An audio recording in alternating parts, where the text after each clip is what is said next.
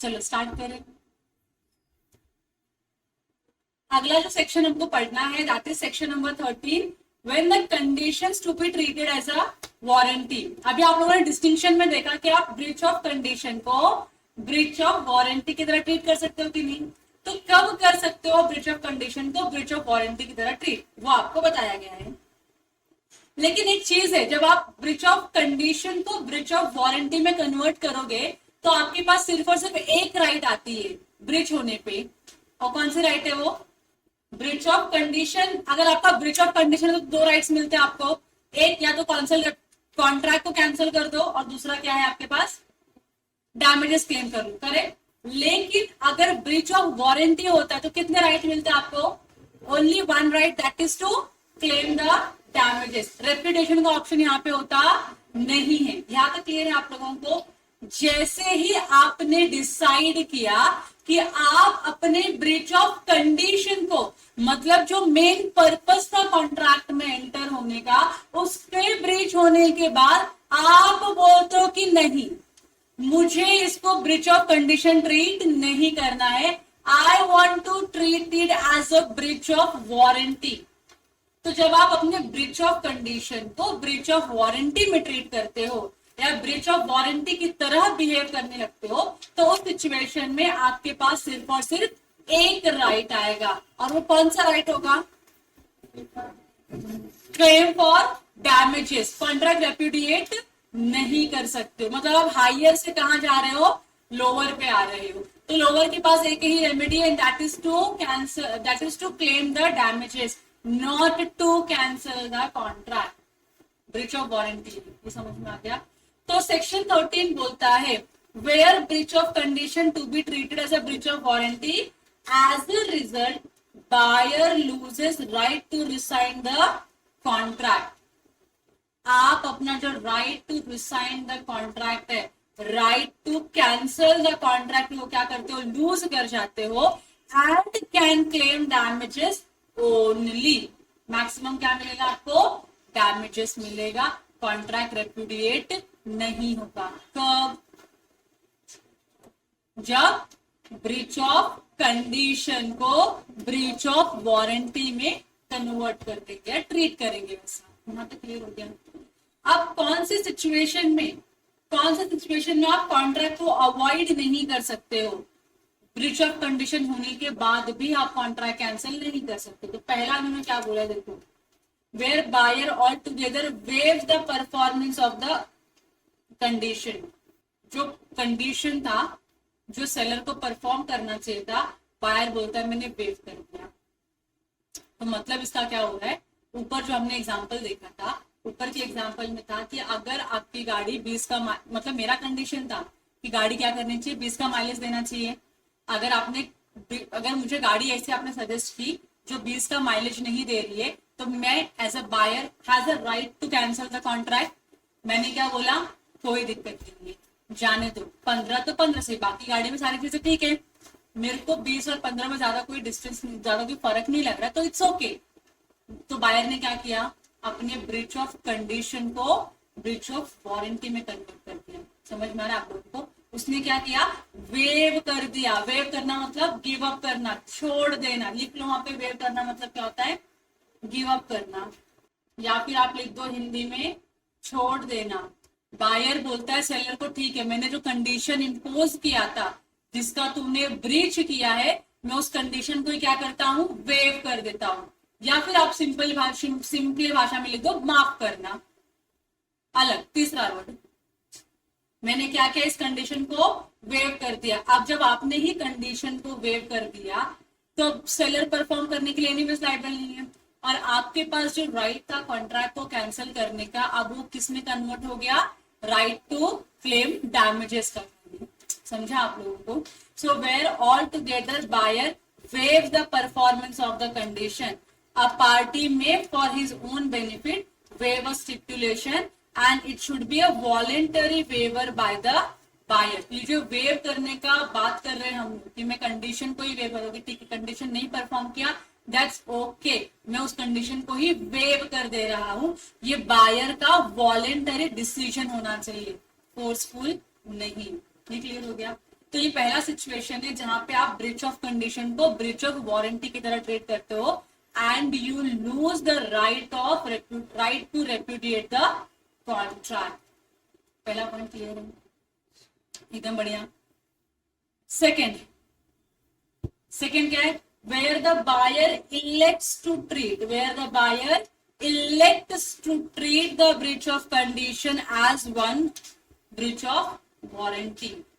Buyer ने क्या बोला, मुझे कोई दिक्कत नहीं, मैं कॉन्ट्रैक्ट रेप्यूडिएट नहीं करूंगा, मैं इसको ब्रीच ऑफ वारंटी की तरह ट्रीट करूंगा। पहले सिचुएशन में परफॉर्मेंस ही वेव कर दिया कंडीशन वाला, दूसरे सिचुएशन में बायर बोलता है मैं इलेक्ट करता हूँ, कि बायर के पास चॉइस है ना, तो बायर चूज करता है ब्रीच ऑफ कंडीशन को ब्रीच ऑफ वारंटी की तरह ट्रीट करने का। समझा आपको? So buyer where the buyer elect to treat the breach of condition as one of a warranty, that is to say he may claim damages only instead of repudiating the contract। आप खाली damages मांग रहे हो, contract cancel नहीं कर सकते हो। And here buyer has not waived the condition but decided to treat it as a warranty। यहाँ पे condition तो है ही, लेकिन अभी कंडीशन फुलफिल होने से रहा, तो उसने क्या डिसाइड कर लिया कि मैं क्या करूंगा, इसको वारंटी की तरह ट्रीट करूंगा, गाड़ी खुद यूज करूंगा, लेकिन डैमेजेस आपसे ले लूंगा। क्यों डैमेजेस लूंगा, क्योंकि आपने क्या किया है, मुझको 5 माइलेज का 5 मतलब जितना भी माइलेज मैंने मांगा था उतनी माइलेज की गाड़ी मुझको मिली नहीं है। तो इसके लिए उसने क्या किया, ब्रिज को वारंटी की तरह ट्रीट कर दिया, सिलेक्ट किया, खुद ने सिलेक्ट किया कि मुझे ऐसा करना है। इसका एग्जाम्पल देखो, ए बी के साथ सप्लाई करने के लिए एग्री करता है, सो ए एग्रीज टू सप्लाई बी। तो ए कौन हो गया, बी कौन हो गया, क्या सप्लाई करेगा, 10 bags of first quality sugar at ₹625 per bag. उसने क्या बोला, मैं तुमको क्या सप्लाई करूंगा, 10 bags of first quality sugar, मतलब जो हाईएस्ट या जो टॉप मोस्ट क्वालिटी की शक्कर है मैं आपको सप्लाई करूंगा, जिसका पर बैग का रेट कितना है, ₹625 का, but supplies only second quality sugar. उसने क्या सप्लाई किया, सेकेंड ग्रेडेड का क्या किया, शुगर सप्लाई किया। तो इसने क्या मांगा था, फर्स्ट क्वालिटी, कंडीशन वही था, आपने क्या दिया, सेकेंड क्वालिटी। तो क्या ब्रीच ऑफ कंडीशन हुआ है यहाँ पे, यस ब्रीच ऑफ कंडीशन हुआ है। और जो सेकेंड क्वालिटी का गुड्स दिया उसका वैल्यू कितना है, ₹600 पर बैग। यहाँ तक क्लियर है? तो यहाँ पे क्या हुआ है, ब्रीच ऑफ कंडीशन हुआ है, कंडीशन फुलफिल है, फर्स्ट क्वालिटी शुगर मांगा, आपने सेकेंड क्वालिटी शुगर दिया है, and the buyer can reject the goods. Correct है ना, बायर के पास राइट है कॉन्ट्रैक्ट कैंसिल करने का, तो आप रिजेक्ट करते हो गुड्स को, तो कॉन्ट्रैक्ट कैंसिल हो गया। And if the buyer so elect he may treat it as a breach of warranty. Buyer चाहे तो बायर क्या करेगा, इसको ब्रीच ऑफ वारंटी की तरह ट्रीट करेगा, और ₹25 पर बैग के हिसाब से क्या ले लेगा, डैमेजेस क्लेम कर लेगा। समझ में आया आप लोगों को, डैमेज का क्लेम मांग लिया। देखो 625 की बात हुई थी, 600 का कुछ दिया आपने, ₹25 का क्या करो मुझे, समझे आपको, and accept the second quality sugar and claim damages at ₹25 per bag. तो यहाँ पे बायर ने क्या किया, अपनी ही ब्रीच ऑफ कंडीशन को उसने ब्रीच ऑफ वारंटी में कन्वर्ट कर लिया, जहां पे वो गुड्स रिटर्न नहीं कर रहा है। उसने बोला I am accepting the goods, the only thing is that तुमको ₹25 पर बैग का जो एक्स्ट्रा पैसा गया है वो रिटर्न करना। क्लियर है कि नहीं? Third, where the contract is non-severable and the buyer has accepted either the whole goods or any part thereof, the acceptance means acceptance as given in section 72 of the Indian Contract Act। तो यहाँ पे क्या है, क्या बात कर रहे हो लोग, अगर आपने जो कॉन्ट्रैक्ट किया है वो नॉन सेवरेबल है, अलग नहीं किया जा सकता, सेपरेट नहीं किया जा सकता। So where the contract is non-severable and the buyer has accepted either whole goods or part thereof, buyer ने या तो पूरा का पूरा गुड्स एक्सेप्ट कर लिया है या उसमें का एक पार्ट एक्सेप्ट कर लिया है, जहाँ पे कॉन्ट्रैक्ट क्या है, नॉन सेवरेबल है, तो इस सिचुएशन में हम क्या बोलेंगे, आपने अपने ब्रीच ऑफ कंडीशन को ब्रीच ऑफ वारंटी में कन्वर्ट कर दिया। ठीक है, क्योंकि कॉन्ट्रैक्ट को आप सेपरेट नहीं कर पा रहे हो आप, और आपने गुड्स को एक्सेप्ट कर लिया है, कॉन्ट्रैक्ट नॉन सेपरेबल है, आपने गुड्स को एक्सेप्ट कर लिया, तो आपने ब्रीच ऑफ कंडीशन को ब्रीच ऑफ वारंटी में कन्वर्ट कर दिया है। और लास्ट में बोलते हैं where the fulfillment of any condition or warranty is excused by law by reason of impossibility or otherwise. मतलब सब्सिक्वेंट क्या हो गई, सब्सिक्वेंट इम्पॉसिबिलिटी अराइज हो गई, बराबर कि नहीं। सब्सिक्वेंट इम्पॉसिबिलिटी कैसे अराइज हो सकती है, या तो लॉ में चेंज होने की वजह से हो सकती है, या तो कुछ ऐसा हो जाता है सब्जेक्ट मैटर डिस्ट्रॉय हो गया, या तो जो पार्टीज थी वही क्या हो चुकी है, इनकेपेबल हो गई है कॉन्ट्रैक्ट परफॉर्म करने के लिए। तो उस सिचुएशन में आपका क्या हो जाएगा, breach of condition breach of warranty में कन्वर्ट हो जाएगा और आपका खाली डैमेजेस क्लेम करके निकलेंगे। So the fulfillment of any condition or warranty is excused by the law by reason of impossibility or otherwise. अब यहाँ पे वेवर ऑफ कंडीशन की दो बात चल रही है। वेवर करना मतलब गिव अप करना, वेव कर देना, छोड़ देना। सो वॉलेंटरी वेवर भी होता है और कंपल्सरी वेवर भी होता है। What is voluntary waiver? So it waives the performance of a contract, कि आप कॉन्ट्रैक्ट को परफॉर्म मत करो, and elect to treat as a condition, elect to treat condition as a warranty, कि हमने क्या किया, जो ब्रिज किया था आपने कंडीशन का, हम उसको ब्रिज ऑफ वारंटी मान लेंगे। इसको हम वॉलेंटरी वेवर बोलते हैं, जो बायर खुद की इच्छा से करता है। पहले तो आपने कंडीशन का जो परफॉर्मेंस था उसको वेव कर दिया, बराबर कि नहीं, कि ठीक है वो कंडीशन अभी आप परफॉर्म नहीं कर सकते हो, वेव कर दिया। और दूसरा आपने क्या किया, ब्रिच ऑफ कंडीशन को ब्रिच ऑफ वारंटी में कन्वर्ट कर दिया। कंपल्सरी वेवर क्या होता है, जब कॉन्ट्रैक्ट क्या है, नॉन सेवरेबिलिटी है, मतलब कॉन्ट्रैक्ट को अलग नहीं कर सकते, तो buyer has to waive the breach of condition, और उसको ब्रिच ऑफ कंडीशन को ब्रिच ऑफ वारंटी में ट्रीट करना ही पड़ेगा। और अगर फुलफिलमेंट ही क्या हो चुका है, लॉ ने एक्सक्यूज करा, जो कंडीशंस आपने डाले थे वो कंडीशंस फुलफिल करना क्या हो चुका है, इम्पॉसिबल हो चुका है। तो again you have to convert your breach of condition to the breach of warranty, क्योंकि ये कंडीशन को फुलफिल करना अब इम्पॉसिबल हो गया। तो it will be known as breach of warranty and buyer can claim the damages only, he cannot cancel the contract।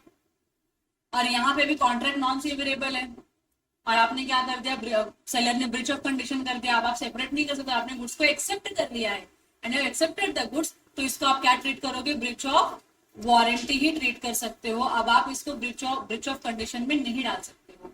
तो ये क्या होगा, कंपल्सरी वेवर हो गया, और ये क्या हो गया, वॉलंटरी वेवर हो गया। ओके, यहाँ तक बेसिक्स क्लियर है। यहाँ तक देख क्या बोले, यहाँ पे जो ऊपर 4 पॉइंट पढ़ा ना, उस 4 पॉइंट को 2 टुकड़ों में डिवाइड कर दिया। एक ऐसा है जहां पे बायर जो है ना, बायर खुद वेव करता है, और यहाँ पे बायर वेव नहीं करता, यहाँ पे लॉ बोलता है तो वेव करना ही पड़ेगा अभी। वो भी कब, जब क्या किया तुमने, क्या बोला, ब्रिच ऑफ कंडीशन था ना, तूने बोला छोड़ जाने दे, 15 की जगह 20 की जगह 15 माइलेज चल जाएगा मेरे को, तूने खुद ने परफॉर्मेंस वेव करवा दिया ना, तूने खुद ने परफॉर्मेंस वेव करवा दिया, तो ये क्या हो गया, वॉलंटरी वेवर में आ गया। अब तो कॉन्ट्रैक्ट को, अब जो तेरा ब्रिच हुआ है, अब तू क्या इसको ब्रिच ऑफ कंडीशन मानेगा क्या, नहीं, ब्रिच ऑफ वारंटी बोलेगा, कि तूने खुद ने गिव अप किया ना।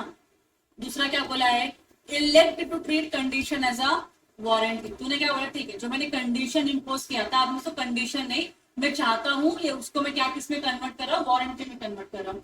तो तूने वारंटी में कन्वर्ट कर दिया, तो अभी ब्रिच ऑफ वारंटी मानी जाएगी ना। अब ब्रिच ऑफ वारंटी हो गया है, अब जब ब्रिच ऑफ वारंटी हो गया है, तो यहाँ पे तो क्या कर सकता है, खाली डैमेजेस क्लेम कर सकता है। अब तेरे को यहाँ से क्या नहीं मिलेगा, कॉन्ट्रैक्ट कैंसिल करने का ऑप्शन नहीं है, खाली क्या मिलेगा, डैमेजेस मिलेगा। ये क्लियर है जी। वॉलंटरीली मतलब बायर खुद से चूज करता है ब्रिच ऑफ कंडीशन को ब्रिच ऑफ वारंटी में ट्रीट करने के लिए। कंपल्सरी मतलब बायर के पास चॉइस नहीं है, लॉ इम्पोज करता है, करना ही पड़ेगा। तेरा कॉन्ट्रैक्ट नॉन सेवर, मतलब उसको कॉन्ट्रैक्ट को अलग नहीं कर सकता। तेरे कॉन्ट्रैक्ट में 4 पार्ट्स है, अब तूने 4 पार्ट्स के क्या किया, गुड्स को तूने एक्सेप्ट कर लिया, अब तूने गुड्स एक्सेप्ट कर लिया ना, अब ये कॉन्ट्रैक्ट तो सीवियर नहीं कर सकता है, और उसमें ब्रिच हो गया एक किसी पार्ट में, किसी एक पार्ट में ब्रिच हो गया, तूने सारे गुड्स एक्सेप्ट करके रखे हुए, तो अब तू उसमें कैंसिल नहीं कर सकता। अब तुझे क्या करना पड़ेगा, तेरी breach of warranty, breach of condition को, ब्रिच ऑफ कंडीशन को ब्रिच ऑफ वारंटी की तरह ट्रीट करना पड़ेगा। ये कंपल्सरी है, तेरी इच्छा नहीं है, लेकिन हो गया ऐसा अभी तेरी इच्छा के अगेंस्ट। और दूसरा क्या बोला, तूने कोई कंडीशन इंपोज किया था, से फॉर एग्जांपल तुमने बोला कि तुमको गाड़ी चाहिए, तुमको कार परचेज करनी है, और कार का माइलेज कितने का होना चाहिए, तुमने इसमें मेंशन किया है कार का माइलेज होना चाहिए से फॉर एग्जांपल 120 किलोमीटर पर लीटर। लॉ मतलब जब तुमने ये बोला, ये कंडीशन जब तुमने इम्पोज किया, हाँ आई अंडरस्टैंड बहुत ज्यादा है, बट स्टिल जब तुमने ये कंडीशन इंपोज किया कि मेरे को ऐसी गाड़ी का जिसका 120 का माइलेज है, उस टाइम पे अलाउड था।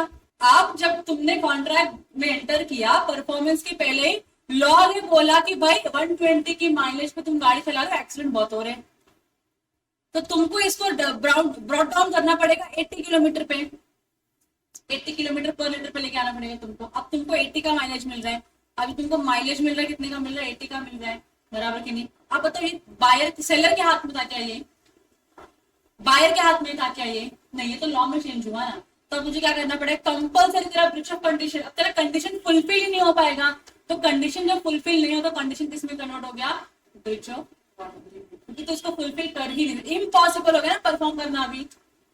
अब 120 माइलेज का गाड़ी मिलना इम्पॉसिबल है, दुबई में जाओगे मिल जाएगा तुमको, दुबई में तो 120 मिनिमम होगा, जो स्पीड से गाड़ियां वहां पे निकलती है। फरारी है यार वहां पे, फरारी है, जेएमसी है, बीएमडब्ल्यू ऐसे निकलती घूमती है, बहुत बड़ी बड़ी गाड़ियां ऐसे ऐसे रोड पे घूमते रहती है, तो वहां पे तो ये मिनिमम कंडीशन होगा। लेकिन इंडिया ऐसा नहीं है ना, इंडिया के रोड खाली होते ना इंडिया के रोड अच्छे हैं, बराबर ना। दुबई के रोड देखो तुम, कहीं खड्डे नहीं मिलेंगे तुमको, और ट्रैफिक रूल्स बहुत ज्यादा स्ट्रिक्ट है उनके, अपने इंडिया में ट्रैफिक रूल्स होना भी ना होने के बराबर है। तो यहाँ पे अब आपने फुलफिल नहीं, कंडीशन फुलफिल हो पाएगा क्या अभी प्रज्वल, फुलफिल होगा क्या ये कंडीशन, मेरा 120 की गाड़ी मिलना, 120 की माइलेज की गाड़ी मिलना नहीं पॉसिबल। लॉ ने क्या बोला, चेंज किया, लॉ ने क्या बोला, नहीं मिलेगा, मैक्सिमम कितने का मिलेगा, 80 का मिलेगा, इसमें चलाने काम तो इसमें ही चला।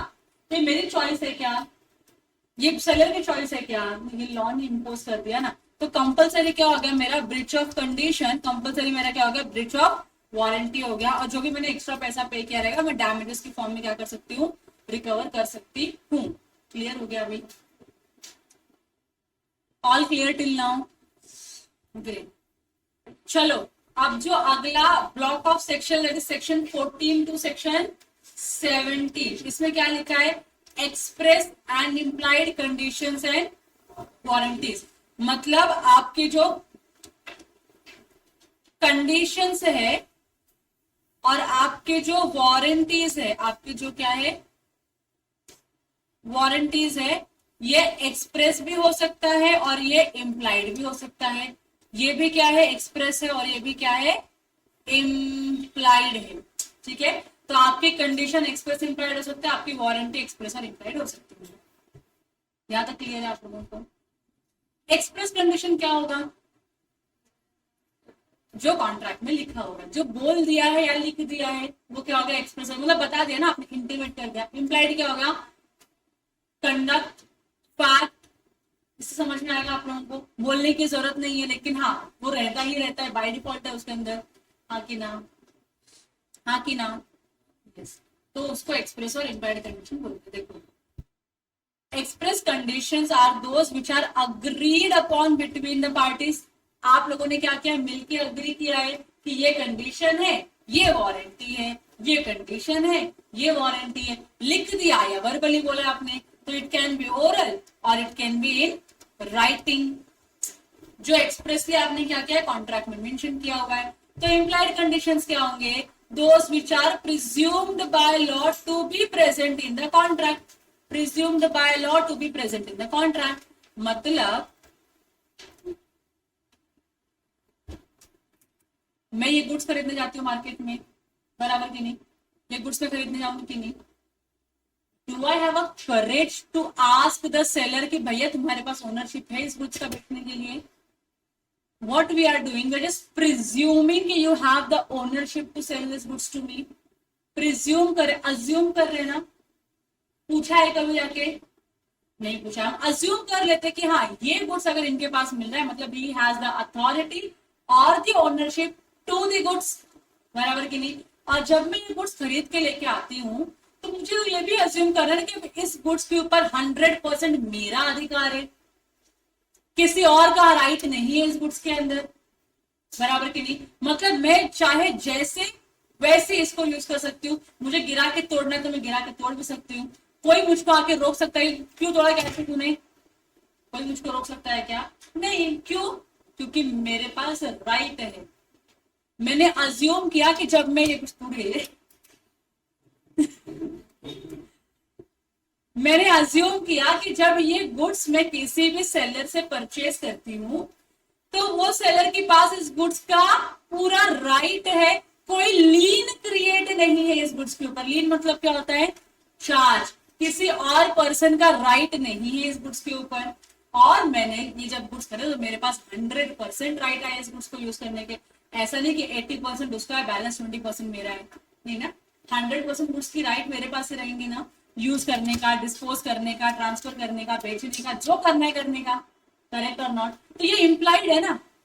कभी आप पूछते हो किसी को, ऐसा कभी हुआ कि आपने कोई शर्ट खरीद के लेकर आया दुकान से और बाहर कोई लड़का आपको देखा ये शर्ट में और 2 मिनट गेस कर रहा है शर्ट कहीं देखा हुआ है, और फिर बोलता है कहां से मिला ये शर्ट? बोलते वो XYZ दुकान से लेकर आया हूं। बोलते ये शर्ट मेरा है, गिरवी रखा था अंकल के पास। ऐसा हुआ है कभी? नहीं हुआ है ना, क्योंकि आपके पास अनडिस्टर्ब्ड पोजीशन आ गया गुड्स का और अनडिस्टर्ब्ड ओनरशिप भी आ गया। मतलब किसी और का हक नहीं है उस गुड्स में जो गुड्स आप खरीद के लेके आते हो। ये अज्यूम करने वाली बात है ना। पूछोगे क्या, अंकल आपने इस गुड्स के ऊपर कुछ लोन वगैरह लिया है क्या? 10 रुपए की गुड्स खरीदने के लिए जा रहे हो और तुम पूछ रहे हो इस गुड्स के ऊपर आपने लोन लेके रखा है क्या? हो सकता है क्या? अच्छा लगता है क्या पूछना? अच्छा लगता है। तो यू अज्यूम कि ये लोन फ्री गुड्स है, इसके ऊपर किसी का चार्ज नहीं है, इसका 100% पोजीशन मेरे पास ही रहने वाला है, कोई आके कब्जा नहीं कर सकता इस गुड्स के ऊपर या मुझसे लेके जा नहीं सकता इस गुड्स को, बराबर की नहीं? तो दीज आर इम्प्लाइड कंडीशंस जो हर एक type of contract of sale में होता है। यहाँ तक क्लियर हो गया? तो कुछ कंडीशंस ऐसे हैं जो इम्प्लाइड इन नेचर होते हैं और कुछ कंडीशन ऐसे हैं जो एक्सप्रेस होते हैं। जो एक्सप्रेस है उसको लिखने, उसको बताने की जरूरत है क्या अलग से? कॉन्ट्रैक्ट में लिखा है ना, पढ़ लेना जाके चुपचाप से, है उसमें एक्सप्रेस कंडीशंस। लेकिन इम्प्लाइड में कंफ्यूजन हो सकता है कि नहीं हो सकता? इसके लिए इंस्टीट्यूट ने इम्प्लाइड कंडीशंस क्या होते हैं वो लिख दी है कि जब आप कोई भी गुड्स परचेस करते हो तो यू हैव टू अज्यूम और you can assume that these conditions are present in the goods. तो पहला क्या है? कंडीशन एज टू टाइटल, कि जिससे भी मैं गुड्स परचेस कर रहा हूं उसके पास ओनरशिप है इस गुड्स को बेचने की। मतलब चोरी का माल मुझको बेच रहा है क्या? नहीं, he is the rightful owner of this goods. और जब मैं इससे गुड्स परचेस करूंगी तो मैं भी क्या बन जाऊंगी? राइटफुल ओनर बन जाऊंगी इस गुड्स की, बराबर की नहीं? तो ये आप अज्यूम करते हो कि नहीं? कभी पूछा नहीं है जाके अंकल को, अंकल टाइटल है क्या आपके पास गुड्स का? नहीं, वो जरा बहुत बड़ी प्रॉपर्टी 100 रुपए की परचेस कर रहा हो तो देख लेता हूँ आपके पास टाइटल है या नहीं है, वरना लॉस हो जाएगा मेरा 100 रुपए का। ऐसा नहीं करते ना आप लोग, ले लेते हो अज्यूमिंग कि अंकल के पास ओनरशिप है उस गुड्स को बेचने की। Yes. Sale by sample. What is sale by sample? तो मेरे को नहीं पता इस बॉटल को क्या बोलते, नहीं पता मुझे क्या बोलते हैं। तो मैं ये बॉटल उठा के लेके जाती हूँ, मैं बोलती हूँ अंकल ऐसी वाली बॉटल चाहिए मुझको। तो अंकल क्या करते हैं, अपने स्टॉक में जाके ढूंढते हैं और ऐसी वाली बॉटल निकाल के दे देते हैं, मुझको बोलते लो मैडम ये बॉटल। तो जब मैं सेल बाय सैंपल, जब मैं सैंपल से कोई गुड्स परचेस करती हूँ तो ये इम्प्लाइड है ना कि मेरा जो गुड्स मैंने सैंपल में दिखाया है आपको और जो आप मुझको गुड्स दे रहे हो मैच होने चाहिए। मैं मांग ये गुड्स दिखा रही हूँ कि अंकल ये सैंपल है, मुझे ऐसा गुड्स चाहिए, अंकल मेरे को ऐसी बॉटल दे रहे हैं, किधर से मैच हो रहा है क्या? तो मेरा ब्रीच ऑफ इम्प्लाइड कंडीशन है कि नहीं है इधर? यस, ब्रीच ऑफ कंडीशन है। ये क्लियर हो रहा है कि आप लोगों को मैं क्या बताने का ट्राई करूँ?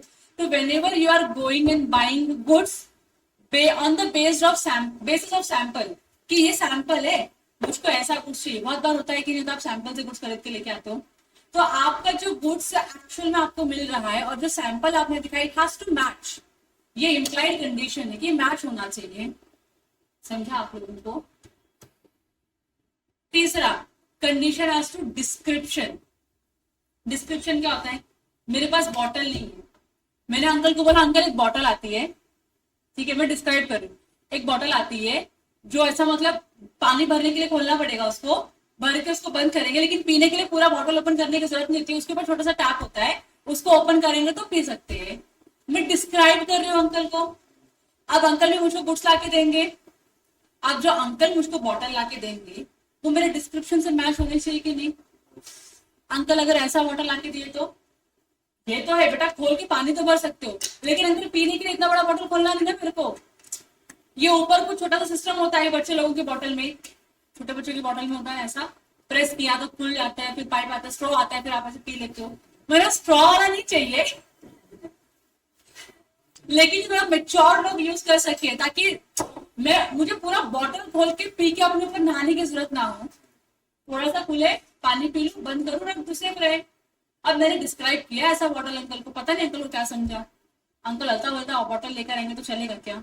नहीं, there is an implied condition, there is an implied condition कि जो आप डिस्क्रिप्शन देते हो गुड्स का, वो गुड्स का डिस्क्रिप्शन आपको जो अंकल गुड्स बेच रहे हैं उससे मैच होना चाहिए। बराबर की समझ में आ रहा है? तो बहुत बार होगा आपके पास कोई गुड्स आपने देखा है, बट आपके पास वो सैंपल दिखाने के लिए ना आप बताते हो, अरे अंकल वो ऐसा रहता है ना गुड्स, अरे अंकल ये ऐसा गुड्स रहता है, दिखाइए नहीं वाला।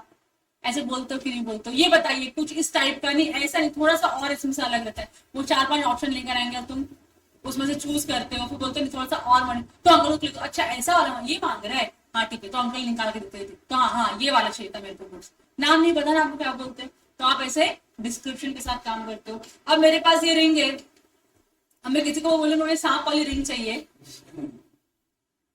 फिर जनरल इंसान कैसा मुझे कैसा रिंग लाके देगा? ऐसे अजीबो गरीब के। तो मैं डिस्क्राइब कर रही हूँ, अरे अंकल को ईशा योगा सेंटर में जो वॉलेंटियर्स पहनते हैं रिंग, कॉपर की होती है, एडजस्टेबल होती है, आप उसको कैसे भी रिसाइज कर सकते हो, उसमें नाक का फन होता है, नाक की पूंछ होती है, सब कुछ होता है, वैसा वाला अंगूठी।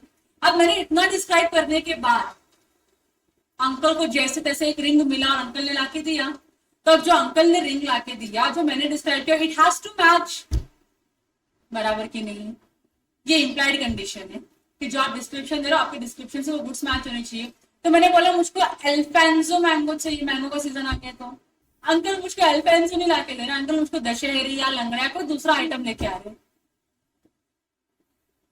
अब मेरे डिस्क्रिप्शन से अगर आप जो गुड्स दे रहे हो मैच नहीं करेगा, तो am I bound to buy the goods from you? तो it has to match. This an implied condition कि अगर बायर ने आपको बोला है कि मुझे ऐसा गुड्स चाहिए, तो जो उसने डिस्क्राइब किया है ना, उसके डिस्क्रिप्शन से आपका गुड्स मैच होना चाहिए। समझा आप लोगों को? 3 पॉइंट क्लियर है। फोर्थ क्या बोलता है? Sale by sample as well as description, मतलब जिसमें ये भी है और जिसमें ये भी है, ये इन दोनों का क्या है? कॉम्बिनेशन है। तो मैं आपको दिखा भी रही हूँ सैंपल भी, और डिस्क्राइब भी करूँ कि ऐसे खुलने वाली बॉटल चाहिए मेरे को। समझ रहे आप लोगों को? तो अब अंकल जब मुझको बॉटल ला के देंगे, तो it has to be something like this only. ऐसे ओपन करो, ऐसे बंद कर दो, पीने के लिए आसानी हो जाए, हाँ कि ना? तो ये दोनों से मैच होनी चाहिए, डिस्क्रिप्शन से भी मैच होनी चाहिए और सैंपल से भी मैच होनी चाहिए। यहां तक क्लियर हो गया आप लोगों को? 4 चीजें क्लियर है इम्प्लाइड कंडीशन की। फिर उसके बाद आता है कंडीशन एज टू क्वालिटी और फिटनेस। अब मैंने ये बॉटल मांगा है, बॉटल का मैं क्या करूंगी बताओ आप लोग? ऐसा कैसे क्या करूंगी इस बॉटल का? मैं पानी पीऊंगी, पानी भर के रखूंगी, तो it should B usable. Leakage हुआ तो अगर मैं पानी भर के घर से लेके निकल रही हूँ, लेकिन ऑफिस में आते आते पानी खाली, बॉटल खाली है, मेरा पानी गिर गया सारा का सारा, बताओ क्या ये यूजेबल कंडीशन में है? क्या ये गुड क्वालिटी में है? या फिट फॉर माई यूज है क्या? नहीं है ना? बराबर की नहीं है ना ये? तो मुझे क्या, तो जब मैं बोलती हूँ कि बॉटल चाहिए, तो it has to be something like that which can store water in it. Leakage नहीं, स्टोर करना चाहिए वाटर इसके अंदर। बराबर की नहीं? तो ही तो ये यूजेबल कंडीशन में है, तो ही तो मैं इसको यूज कर पाऊंगी, तो ये फिट है मेरे पर्पस के लिए। बराबर की नहीं? तुम सुनो, तुम कार खरीदो लेकिन कार में सीट नहीं है बैठने के लिए, कैसे चलेगा? कार खरीदते तो ऐसा रहता ना कि सीट रहनी चाहिए बैठ के जिसपे आप ड्राइविंग करोगे। कार बिना सीट के चलेगी क्या आप लोगों को? तो फिर कार का पर्पस है क्या है? तो वैसे मेरा बॉटल है, मेरा बॉटल है ताकि मैं उसमें पानी स्टोर कर सकूं, लेकिन इस बॉटल में पानी में स्टोर कर ही नहीं पा रही हूँ। तो इस सिचुएशन में क्या मेरा जो आपने जो गुड्स दिया है वो मैच कर रहा है क्या? मेरे यूज के लिए सूटेबल है क्या? सूटेबल नहीं है, तो यहाँ पे इम्प्लाइड कंडीशन का ब्रीच हो रहा है। कंडीशन एज टू क्वालिटी और फिटनेस। मैंने हॉर्न मंगाया मेरी गाड़ी में लगाने के लिए, एक्स्ट्रा हॉर्न जो होता है ना, एडिशनल जो रहता है, बजता अलग तरीके से एकदम बजता है, तो नहीं। तो मैंने बोला कि भैया ऐसा हॉर्न दो जिसको मैं अपनी गाड़ी में फिट कर सकूं, मेरी XYZ गाड़ी है, और जोर से आवाज जो सुने और भाग जाए यहाँ से। रास्ता खाली हो जाए मेरे लिए, ऐसा हॉर्न चाहिए मेरे को। अंकल ने हॉर्न दिया, आवाज भी वैसी वाली निकल सकती है, लेकिन हॉर्न टूटा है, यूज कर पाऊंगी मैं उसको, तो इम्प्लाइड कंडीशन का ब्रीच हुआ। क्योंकि इम्प्लाइड कंडीशन क्या बोलता है, कंडीशन एज टू क्वालिटी और फिटनेस, वो गुड्स उस क्वालिटी का होना चाहिए और आपका जो पर्पस है उसको सेटिस्फाई करना चाहिए, उस पर्पस को अचीव करने के लिए फिट होना चाहिए। समझा आप लोगों को? तो ये भी क्या है, इम्प्लाइड कंडीशन है। फिर एक condition as to merchantability, saleable भी तो होना चाहिए। What if I want to sell this bottle, मैंने एक बॉटल नहीं, मैंने 100 बॉटल मंगाई है ऐसे, तो I want to sell it ना, तो सेल करने के लायक तो होनी चाहिए ना टाइटल मेरे पास, अनक्लियर मतलब क्लियर टाइटल होना चाहिए मेरे पास, पोजीशन होना चाहिए, तभी तो मैं किसी और को बेच पाऊंगी, मर्केंटेबल होना चाहिए वो। और लास्ट में कंडीशन एज टू होलसमनेस। अगर मैं किसी ईडेबल आइटम्स की बात करती हूँ, ईटेबल आइटम्स की बात करती हूँ, तो वो आइटम इस तरीके का होना चाहिए मैं खाने के बाद मरू ना, या मुझे फूड पॉइजनिंग ना हो जाए, बराबर कि नहीं? तो ये इम्प्लाइड कंडीशन है। मैं अंकल को यकीन नहीं बोलूंगी अंकल मेरे को पॉइजन वाला सेब मत देना, तभी बोलोगे ऐसा आप, पॉइजन वाला सेब मत देना। क्यों? पॉइजन वाला खा जाऊंगी तो फिर मर भी सकती हूँ, फूड पॉइजनिंग भी हो सकता है। तो आप ये आके ऐसा नहीं बोलते कि पॉइजन वाला सेब मत देना, क्या बोलते हो, सेब दे दो खाली, हिंदी में हमारे सेब होता है वो, ठीक है। गिव मी एप्पल, आप एप्पल मांगते हो, तो इट इज इम्प्लाइड है कि जब आप एप्पल खाते हो तो एप्पल खाने से आपको फूड पॉइजनिंग नहीं होना चाहिए, आप मरने नहीं चाहिए, मतलब वो यूजेबल होना चाहिए, ईटेबल होना चाहिए, उसमें कोई बैक्टीरिया या कोई दूसरा टाइप का इन्फेक्शन नहीं होना चाहिए, खाने के बाद आप मर गए। अगर ऐसा हुआ तो आपने क्या किया है, आपके साथ क्या हुआ है, इम्प्लाइड कंडीशन का ब्रीच हुआ है। समझा आप लोगों को? तो जब आप कुरकुरे खाते, कुरकुरे लेते हो, या फिर जब आप कोल्ड ड्रिंक्स एंड ऑल पीते हो, so there is an implied condition कि जब आप कोल्ड ड्रिंक पीते हो तो पीने के बाद आप मरने नहीं चाहिए, आपके बॉडी में अलग रिएक्शन नहीं होना चाहिए, आपको फूड पॉइजनिंग नहीं होना चाहिए, बराबर कि नहीं? तो ये इम्प्लाइड कंडीशन है, ये ड्रिंक्स पीने का, कोल्ड ड्रिंक्स पीने का, सॉरी कोल्ड ड्रिंक्स पीने का इम्प्लाइड कंडीशन है। ठीक है, आप लोगों को समझ में आ रहा है? अगर ऐसा कुछ नहीं हुआ तो there is a breach of implied condition and condition as to wholesomeness, इसका ब्रीच हुआ है, इसके बेसिस पे आप क्या कर सकते हो, केस फाइल कर सकते हो और डैमेज क्लेम कर सकते हो। क्लियर हो गया? तो ये मैंने आपको कुछ कितने 4 3 7 इम्प्लाइड कंडीशंस बताए। मैंने कितने बताए? 7 इम्प्लाइड कंडीशंस है जो आपको बताने की जरूरत नहीं होती है, ये लॉ बोलता है आप प्रिज्यूम करो कि ये सारे कंडीशंस क्या है, आपके कॉन्ट्रैक्ट ऑफ सेल में प्रेजेंट है, आपके गुड्स में प्रेजेंट है। यहाँ तक क्लियर हो गया आपको? तो मैंने आपको बेसिक सा बता दिया sir. You have to read this sections and come back tomorrow. पढ़ के आओगे, बिना पढ़े नहीं आओगे। और आई डोंट थिंक सो कि पढ़ने का तुमको डाउट्स आएंगे कुछ भी। अगर डाउट्स आए तो लेकर आओ, नहीं समझा तो बताओ, I will explain those points. और चाहिए तो मैं छोटा सा क्विक रिवीजन भी ले लूंगी इस वाले सेक्शंस का, लेकिन तुमको पढ़ के आने की जिम्मेदारी उठानी पड़ेगी। Are you guys ready for studying it at home? जोर से बोलो। ठीक है, चलेगा। Thank you for the day, that's all for today, bye bye.